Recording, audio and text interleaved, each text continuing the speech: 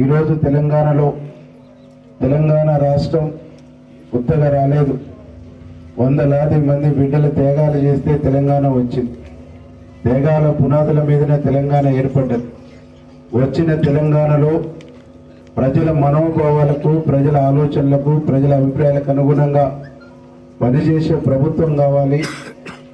తెలంగాణ ప్రజలు అభివృద్ధి పదంలో ముందుకు పోవాలని పెద్దలు సోనియా గాంధీ గారు ఆనాడు కోరుకొని తెలంగాణ రాష్ట్రం ఇచ్చింది. వచ్చినటువంటి రాష్ట్రంలో ప్రజల బాధలకు పోలే, ఉద్యమకారులకు గౌరవం దక్కలే, త్యాగాలు చేసినటువంటి వాళ్లకు, కొట్లాడినటువంటి వాళ్లకు, ఉద్యమంలో పాల్గొన్నటువంటి వాళ్లకు ఎక్కడ కనీస గుర్తింపు, గౌరవం కూడా లేనటువంటి ఒక పరిస్థితి. ఈ అన్ని పరిస్థితులకు ఏకైక మార్గం, నేను ఆశించిన, నేను కోరుకున్న తెలంగాణ సిద్ధించాలంటే ఇక్కడ కాంగ్రెస్ పార్టీకి అధికారం ఇవ్వమని సోనియా గాంధీ గారు కోరిన. సోనియా గాంధీ తెలంగాణ ఇచ్చినటువంటి తల్లిగా 6 గ్యారెంటీలను మీ కళ్ళ ముందు పెట్టింది. ఈ రాష్ట్రంలో ఉండే ప్రతి మహిళా సోదరుమణికి ఎక్కడ పోయినా, బిడ్డ కాడికి పోయినా, కోడల కాడికి పోయినా, గుడికి పోయినా, పెళ్లికి పోయినా, పేరెంటానికి పోయినా ఉచితంగా బస్సు సౌకర్యం ఇస్తానన్నది ఈరోజు ఉచితంగా బస్సు సౌకర్యం కల్పించింది. పేదవాళ్ళు అనారోగ్యం పాలై హాస్పిటల్ పాలైతే గతంలో ఆరోగ్యశ్రీ 1,00,000 రూపాయలు మాత్రమే వచ్చేది, 1,00,000 2 లక్షలు వచ్చేది. ఎన్నికల ముందు 5 లక్షలు అని చెప్పారు కానీ అమలుకు కాలే.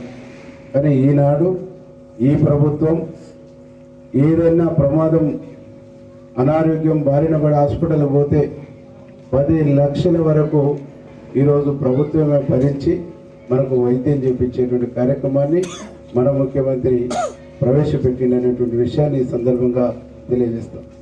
గతంలో కొన్ని జబ్బులకే ఉండే, ఈరోజు దాదాపు ఏ జబ్బైనా, అది గుండె జబ్బైనా, కీళ్ళ నొప్పులైనా, కాళ్ళ నొప్పులైనా, కిడ్నీ జబ్బైనా, బ్రెయిన్లో ట్యూమర్స్ వచ్చినా, ఏ జబ్బైనా గతంలో కుటుంబానికి ఒకరికే ఉండే, ఈరోజు కుటుంబంలో ఎంతమందికి వచ్చినా కానీ బాగు చేయించేటువంటి ఒక బాధ్యతను ఈ ప్రభుత్వం, మన ప్రభుత్వం, మనం ఎన్నుకున్నటువంటి ప్రభుత్వం చేపడుతుందనేటువంటి విషయాన్ని ఈ సందర్భంగా మేము గుర్తు చేస్తాం.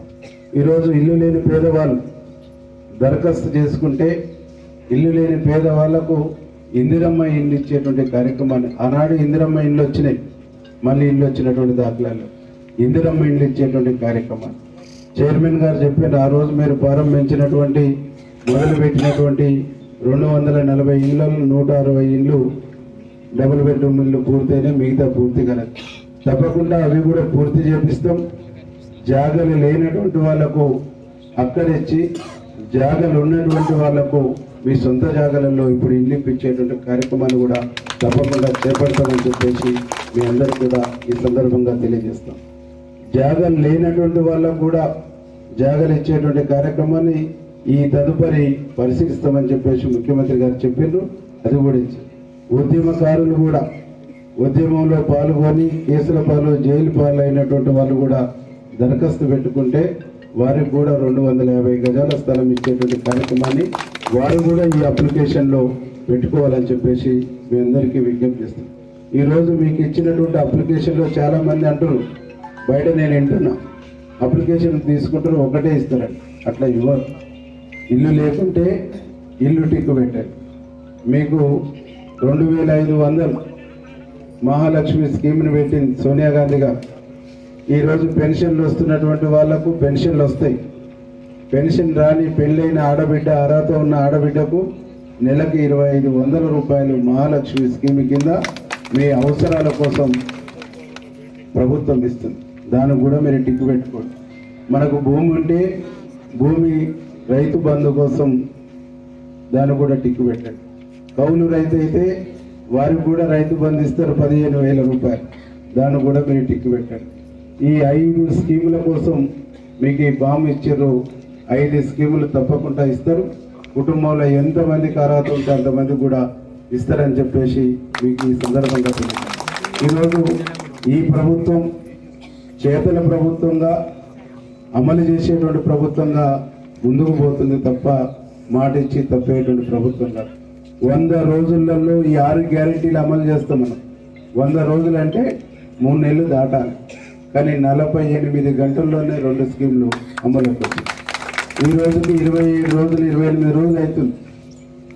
ఈ 27 రోజులలోనే మిగతా స్కీములకు దరఖాస్తులు స్వీకరించేటువంటి ఒక ప్రయత్నం చేస్తాం.